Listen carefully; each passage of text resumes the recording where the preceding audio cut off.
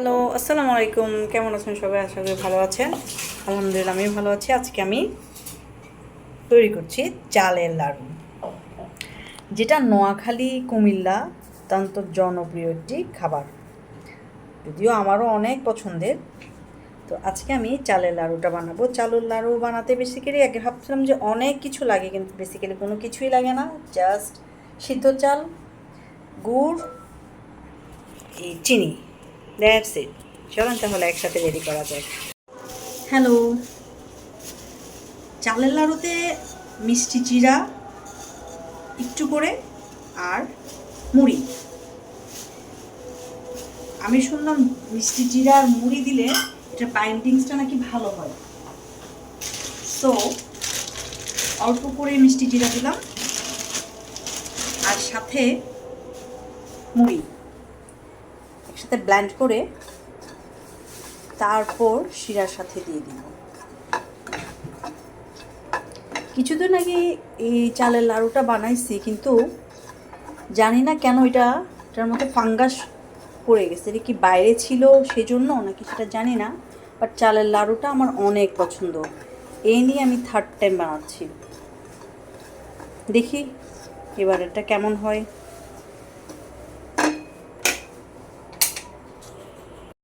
এই যে মিষ্টি জিরাটা টানলাম, মিষ্টি জিরা অল্প একটু টেলে এটার সাথে একটু মুড়ি দিয়ে দিব।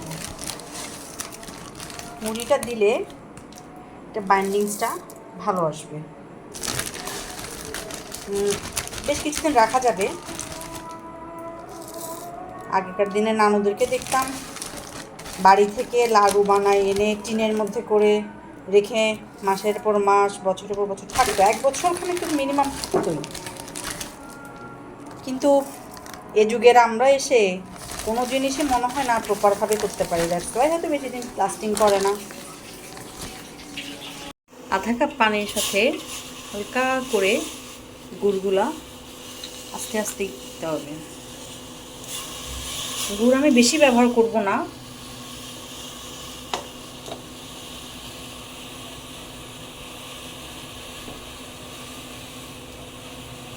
সাথে আমি চিনিও দিব।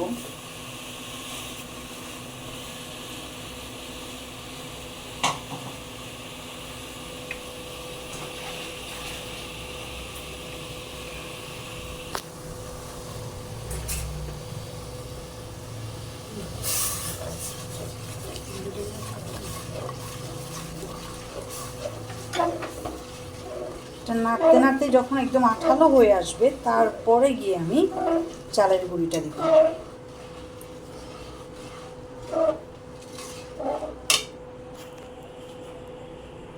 রান্না করাও একটা আর্ট। আমি এখন চিনিটা দিয়ে দিব। হালকা করে চিনি দিচ্ছি, যেহেতু গুড়টাও দিয়েছি মোটামুটি।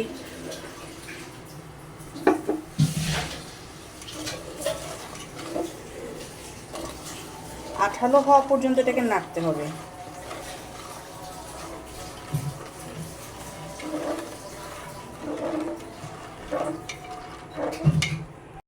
যে আমার শিরাটা একদম আঠালো হয়ে গেছে।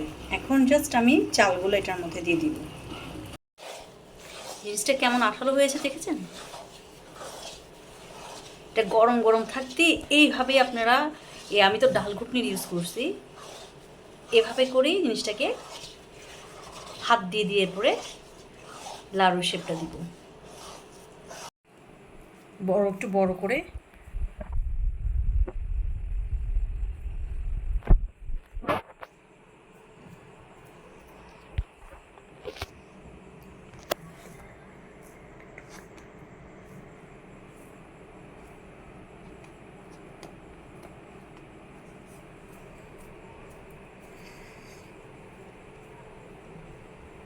আমার গুড়টা একটু মনে হয় বেশি হয়ে গেছে, কিন্তু আজকেরটা ওই দিনগুলোর তুলনায় আজকেরটা পারফেক্ট হয়েছে।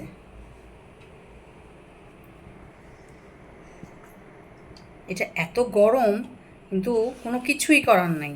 গরম থাকতে থাকতে এই জিনিসটাকে বাইন্ডিং করতে হবে। পরে যদি ঠান্ডা হয়ে যায় এটাকে তখন আর এই শেপটা দেওয়া যাবে না।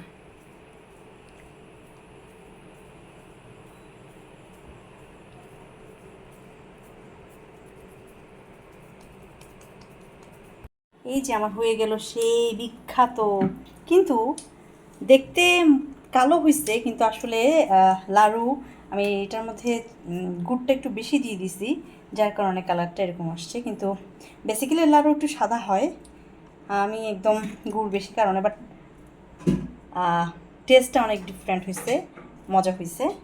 একবার ট্রাই করে দেখবেন আপনারা আমার রেসিপিটা ফলো করে।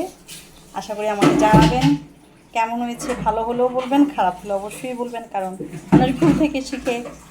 আজকের জন্য এতটুকুই, আল্লাহ হাফেজ।